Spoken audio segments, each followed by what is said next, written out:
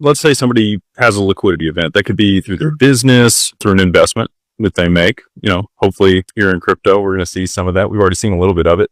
There's been a lot of people that made a lot of money on Bitcoin or ETH or Solana, other things. And, if they have this in their personal name or they don't have some type of construct around it, talk a little bit about the consequences that can go along with that. Like, is it just huge tax implications? Are they opening themselves up to creditors and lawsuits? Like, what are the downsides to not getting this right? So the answer is it's a little bit of all of that, Jake, that you just mentioned. The more wealth you accumulate, the more prominent you become, the greater the threats to that wealth become. And that's just the way of the world. And so I'll break it down into two categories. You hit the nail on the head with the first one. So today I'm going to speak about asset protection and tax protection, which are very different things. Getting back to that asset protection. So that's what we would refer to as, you touched on it, creditors, judgments, liens, frivolous lawsuits, things like that. And it's a reality of the world that we live in that, again, just as I said, as you accumulate wealth and more people become aware of that wealth, those things are simply going to become more prominent. And many of them are frivolous.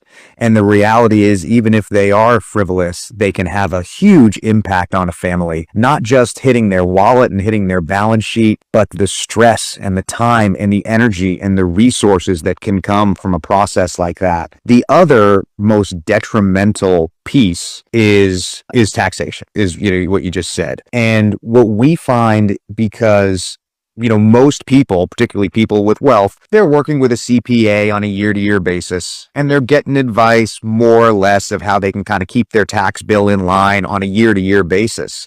But in my experience and what I've seen, where the damage is really done is when assets are passing from generation to generation. It's that estate tax liability